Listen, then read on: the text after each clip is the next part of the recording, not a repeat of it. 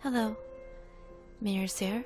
Today we are playing Fausts Alptraum. It is a new game available on Steam and it's a single player puzzle game, so I wanted to give it a try.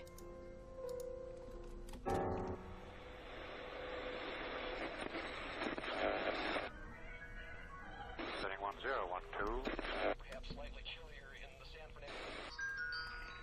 Again you show yourselves, you wavering forms, revealed as you once were, to clouded vision.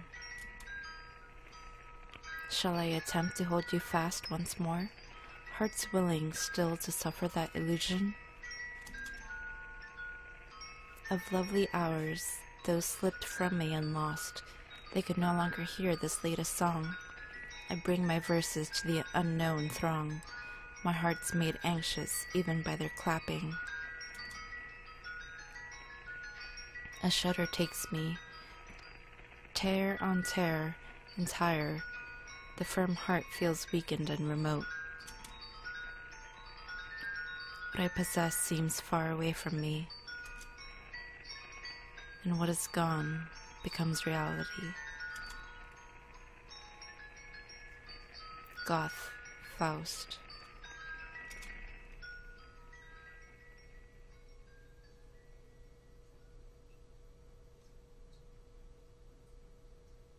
Today is Heinrich Faust's funeral. Despite how the sign read, even she wasn't sure if that was his real name. So let's put it this way. Today is Daddy's funeral. There are more people than I thought. Aunt revealed traces of annoyance beneath her veil. So sleepy, the girl thought. Why must we get up to face such a dreary day? Chatter permeated the sea of black suits, of which she recognized only a few. A few in the crowd wept with sorrow. How nice it was that there were still those who would lament his passing. It's about time to go? Aunt asked with a smile. Why does Aunt smile when she clearly never means it? The girl yawned and looked at the tomb, almost wishing she could swap places with the person resting inside. The coffin closed with a firm click, as if a patch of clouds in the gloomy sky had run headlong into the wall.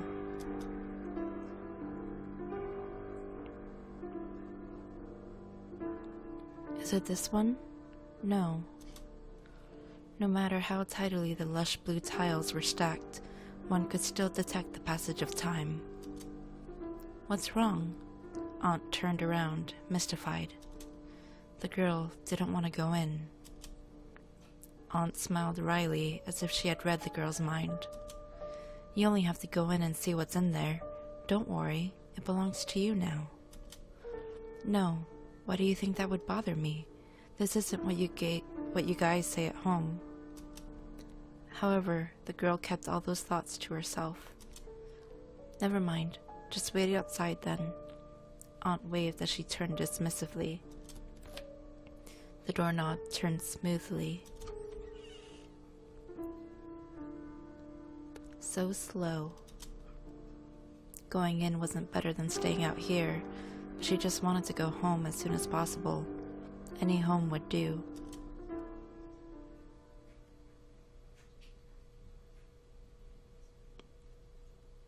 Aunt Marthe? The very air seemed to freeze. A horizontal layout could just barely be made out through the haze clouding the unlit lights in the antechamber. In the silence, it was as if dust would be stirred up by the slightest step. But the odd thing was, there was no dust at all. Weird. Both doors were locked. Why? The electricity must be on. Where's the light? A light. Eek. Ah, just a cat. That was frightening. Feline eyes lanced a sharp look out of the gloom, where coal-black fur melted into the shadows. It flicked away in the next second.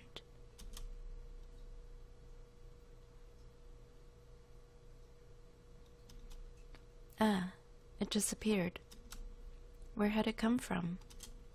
The cat had vanished from the corners of her eyes. Weird, huh?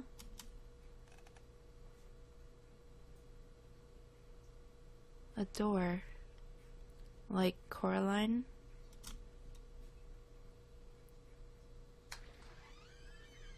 The empty path extended further into the darkness. No, Aunt could not have passed by here. But... okay, so now I have control of the character.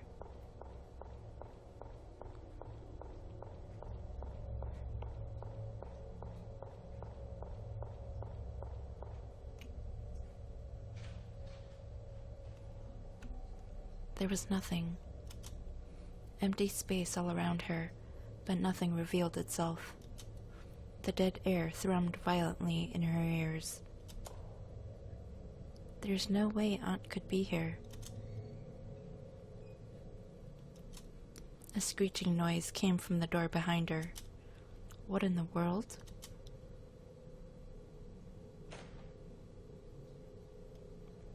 Darkness oozed in.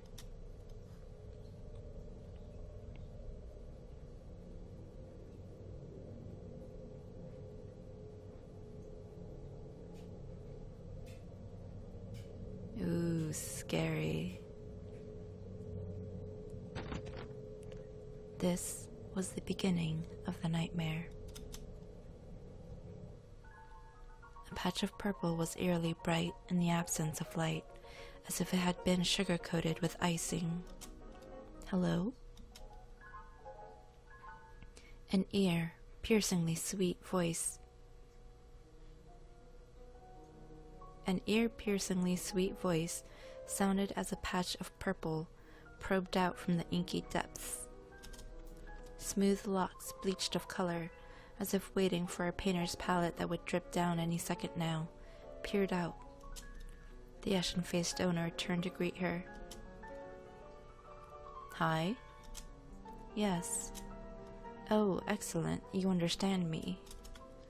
A purplish-white figure pulled itself up as if ascending a long flight of stairs. I like those boots. What time is it? Is it spring? Long, long sleeves flapped across her vision, but the way the figure moved didn't seem entirely human. Who are you? I remember the door being locked. If there's nothing else, can you shut the door on your way out? It started moving away with a flourish of its sleeves, accompanied by the clopping sound of a horse's hooves. It seemed bored, but this made her feel a bit uneasy. She yelled defiantly, I don't want to leave. This is Father's old house, so she should be the one to inherit it. The adults had said that before. No matter how unwilling their expressions had been, they'd indeed said that before. Therefore, she wasn't going to let herself be swept out the door, no matter what. The figure stilled and turned back, despite being far away. Oh? She regretted her words almost immediately, particularly as the figure swiftly closed the distance between them. She realized its expression hadn't changed, as she tilted her head a long, long way up to meet its gaze. Really? Violently purple eyes flashed gleefully as if they had suddenly remembered something. A garish grin abruptly split open the pale face. Elizabeth. A cloyingly sweet voice spelled out the girl's name. You've returned.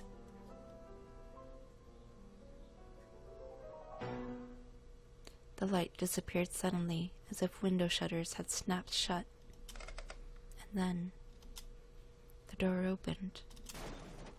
Her body moved of its own accord, disconnected from a mind roiling with confusion. Elizabeth sprinted up the steps and past a dim doorframe draped with spiderwebs, retracing her original path. She couldn't remember why she set foot in this place, and a growing sense of nauseated distaste urged her to leave. Her heart settled when she finally set foot on the lush carpet. As long as the front door is still open, then... Huh? What? There was nothing on the wall. Where's the door? She was trapped by the nothingness that revealed itself in front of her, just like how the cat previously cowered in the corner. This couldn't possibly be happening.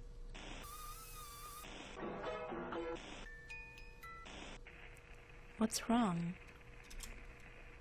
That nauseating voice was starting to become irritatingly familiar. Let me out, she cried. Eh? What's that you say? There's no such thing as a front door. She retorted, I just came in from the front door. I didn't say that. You told me to shut the door on my way out. I don't remember saying that. The unease that had disappeared resurfaced with a will, almost tangible in its strength. Terror, exhaustion. She didn't want to face this latest turn of events. A strong sense of fatigue stole its way into her mind, and her eyes started to close.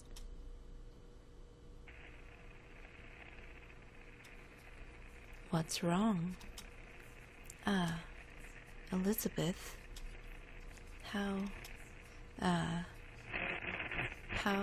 How did the being know her name? Her eyes shut firmly before she could ask the question.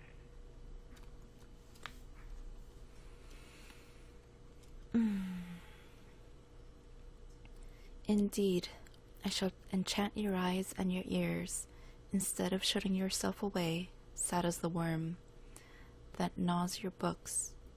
Come, follow me to a new place. Let us go then to learn about life and leave the rubbish of philosophy. Berlioz, La Damnation. That's French.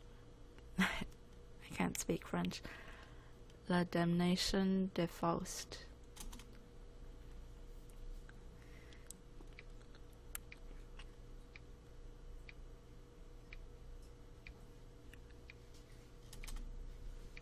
Elizabeth opened her eyes. Where is this place? The pendulum ticked away mercilessly in the empty air, as if it was the only living thing left in the world.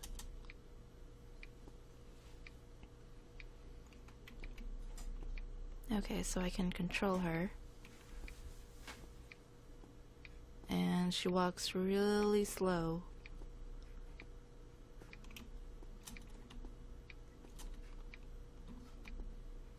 I'm gonna see if there's... No, I can't run or anything. Can I look at things? The reflection of my face in a stern expression. Oh, okay, instructions. Move with arrow keys.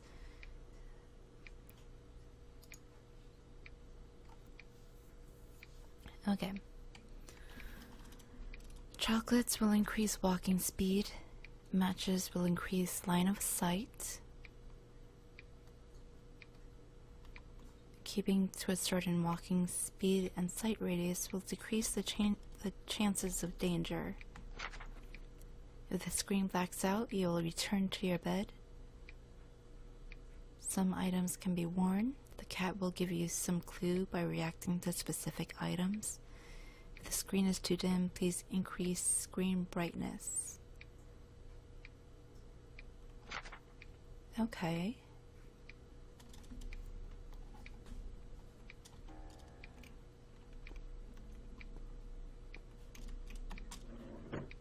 A key.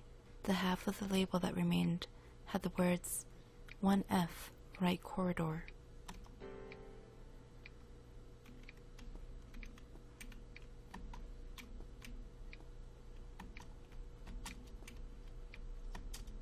It was a piece of chocolate candy.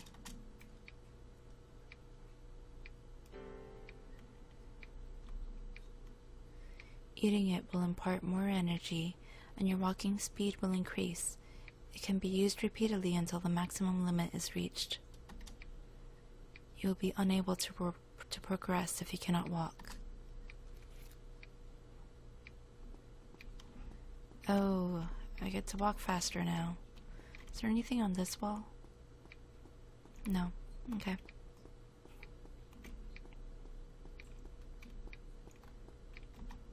No firewood.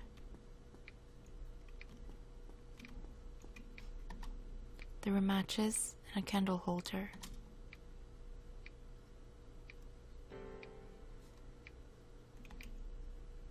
Using matches will increase your vision range. They can be used repeatedly until the maximum limit is reached.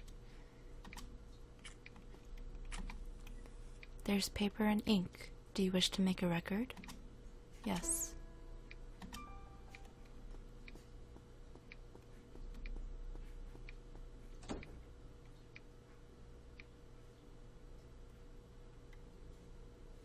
No, there really isn't anything. She woke herself up with a brisk shake of her head. Although she had yet to figure out what had happened, Elizabeth didn't feel right just standing there. Cold shivers ran down her back just as she finished that thought. Would it make a difference if she made a decent effort in communicating with a being? Didn't you want to leave? Why did you suddenly start looking for the door? Those weren't actual questions, just sarcasm that weaved insidiously around her. She slumped on the staircase. "Who are you?" Elizabeth asked. The gaze directed towards Elizabeth creased into a smile, as if it had been waiting for this question. The figure bowed with an almost comical number of flourishes. "I am Mephistopheles." What? Mephisto. What exactly are you? Elizabeth further asked.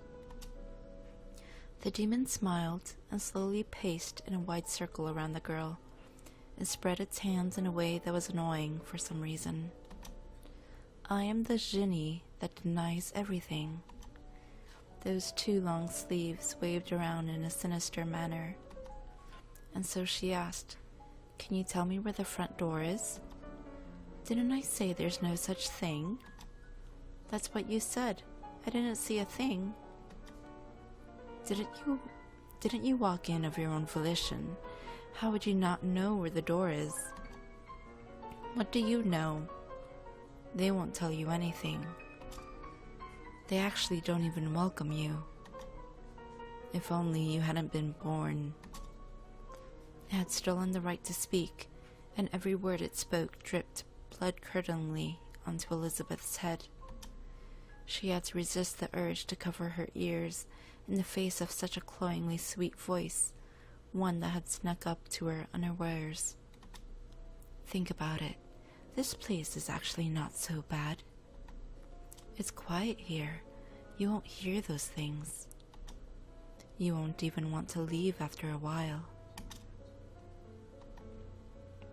Elizabeth turned back to rebut this weird theory. "No way," she said. "I don't want to stay or spend even a second here." "Not even for a second?" "Not even for a second." "Really? All right. Want to make a bet?" "If you really want to leave, I'll show you the way out." "Really?" "Yes." The demon nodded. "But if at any moment you wax nostalgic about your time here, or wish to preserve any instant for eternity, then you lose." "Any instant?" "Any instant." Well, that didn't seem so hard. She didn't have the slightest inclination to stay here anyway. Elizabeth nodded her head without thinking over it for too long. "Oh, good. Then it's settled." The demon capered in satisfaction before she had said anything. This was also when the bells in the house started tolling. Elizabeth covered her mouth with both hands before she blurted out, "Wait a minute." The bet had already begun. Despite having a lot to say a second ago, the demon's irregular form vanished up the stairs, and she didn't want to keep it at all.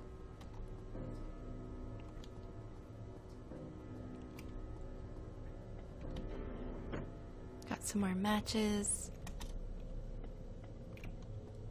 I want to check out this room. What's this? Oh my god.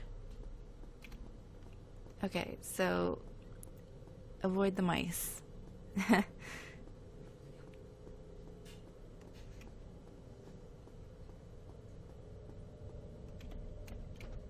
It was locked. Perhaps the key can be used to open it. Got some more matches. Got a chocolate.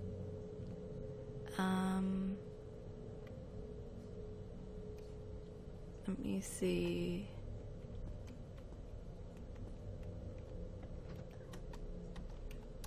How do I get to the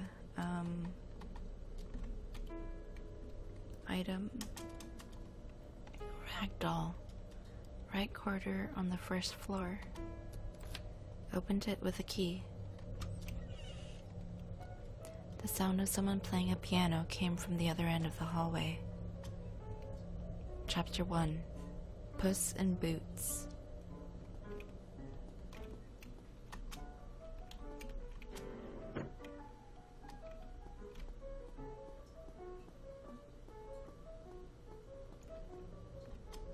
Social butterfly. Got a chocolate.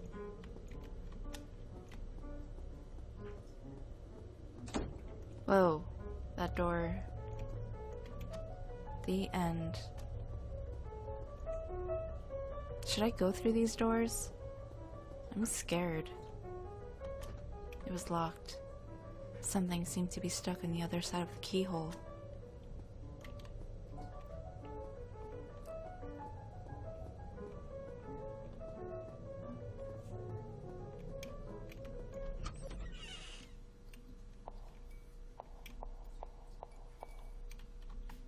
Half-empty teacup.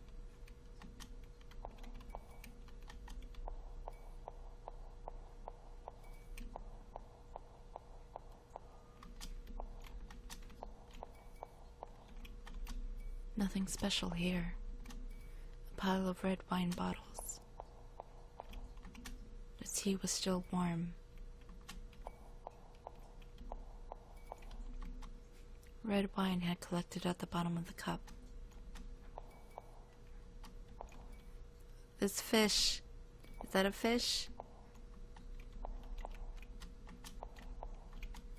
The bowl was filled with dust. Animal bones gnawed clean. Stacks of dirty plates. Food that had gone bad.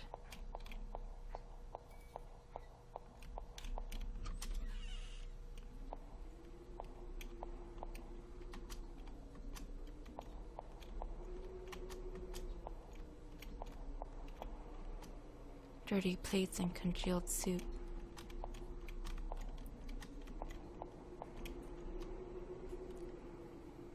The liquid bubbled and frothed. It looked quite dangerous if it could melt anything. What is this? A sculpture made from plaster. A puddle of yellow liquid was found inside the furnace.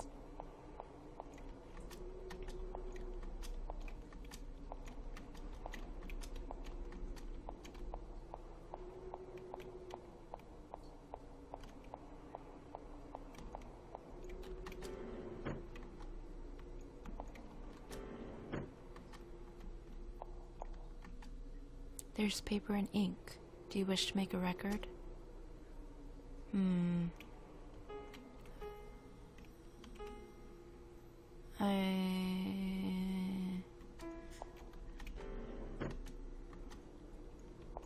So that whole deal with Faust about getting out. Like, I don't know. Ooh, dig out its eyes. Yeah.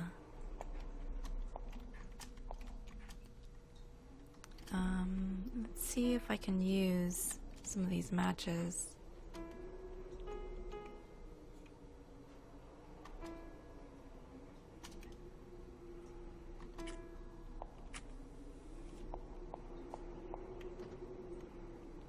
It was locked. A pond could be seen from the window. She can see another window on the wall over there through the glass.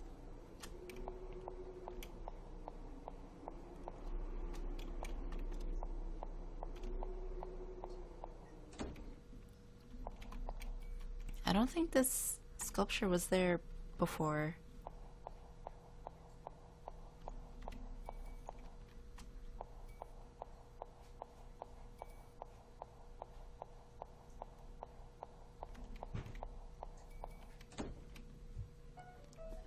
Oh my gosh, these guys are showing up everywhere. It seemed to be clutching something in its hand. Remove it. Metal wire. What? Oh my gosh, this thing is following me now.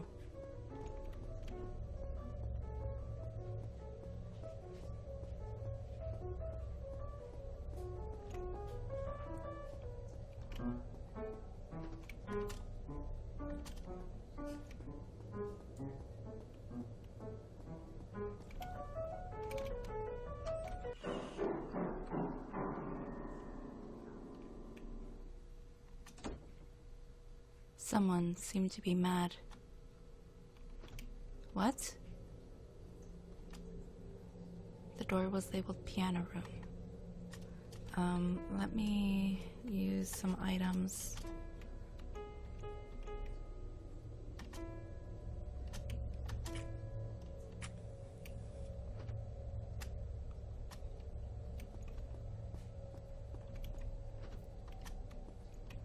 I'm kind of scared.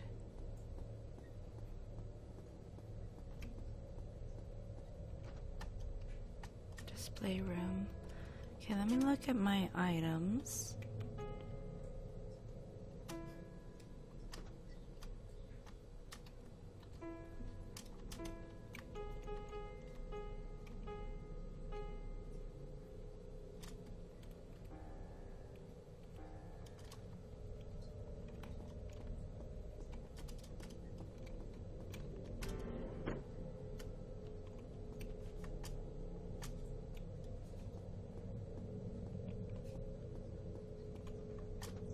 It was locked.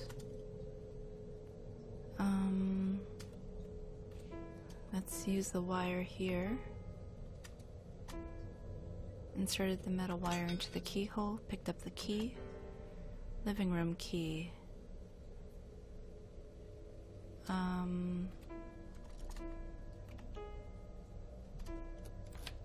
Okay. Oh my god, that thing was behind me. Matches.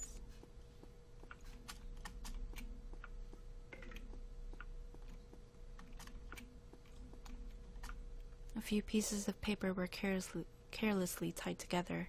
There were messy scribbles on them. Puss in Boots. There lived an ordinary family a long, long time ago. When the father passed away, he left behind a house to his children. He left the will to the eldest, and the mule to the second oldest. He left the mill, not will, mill to the eldest, and the mule to the second oldest. The youngest was left nothing but the cat in the farm. I guess it can only skin you and take your fur to the market. The youngest had run out of money. The cat spoke hastily when it heard those words. Please don't do that. I will repay you in kind if you show me kindness and give me a pair of shoes. The youngest was curious, and so begged a pair of old boots off a passing cobbler. The cat, now shod in boots, followed the youngest to town. The townkeeper refused to open the door when it started to rain at night.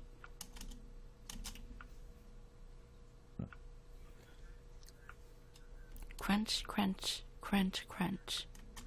The The cat in boots ate the townkeeper.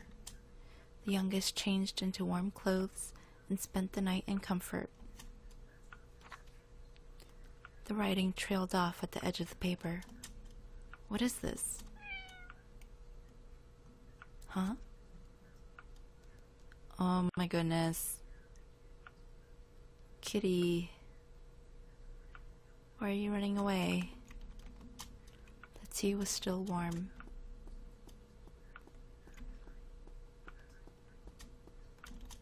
There was a note in the photo frame. Okay, what does the note say? A note with characters. A, B, C, K, 1, 2, 3, 4. Okay.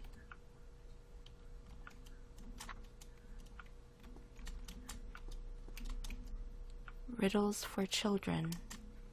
Mary was an apple girl. She was going to give an apple to her hungry cat at home, but bumped into a starving mouse along the way. Although she really wanted to give the apple to the cat, she couldn't let the mouse stay hungry. What should she do? Give it to the cat, give it to the mouse, or split into two?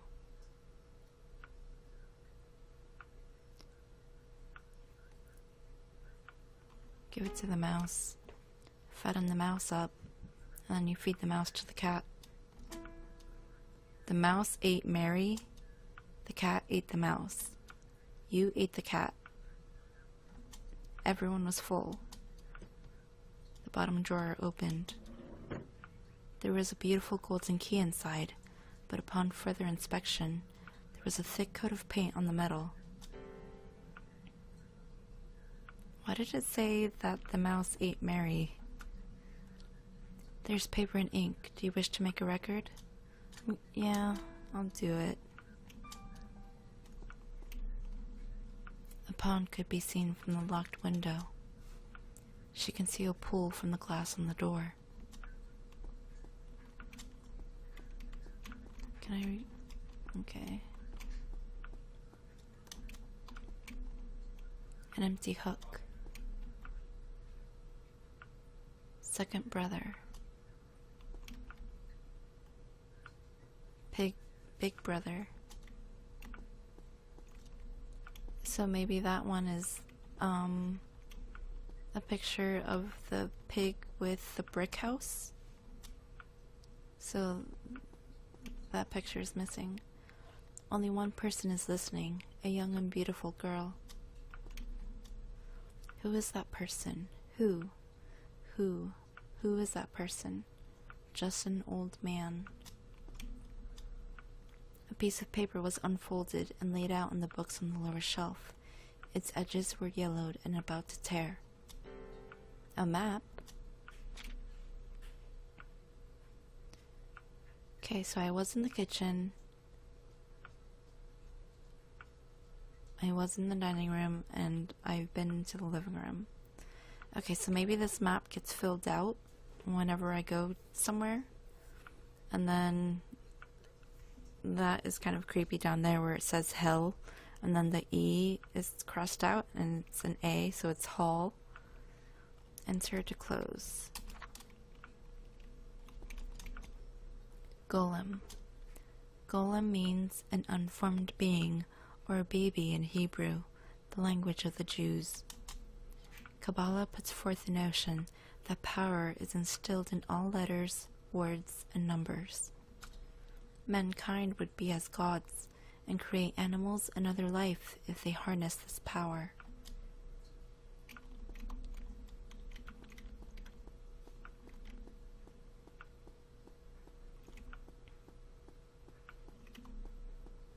Like, I really don't want to go back into that hallway because of those weird statues going around. So I'm gonna save and... Oh, I already did this. Why can't I...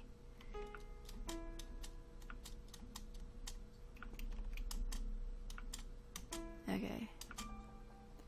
So I'm gonna end that episode there, and hopefully I'll have enough courage to keep going.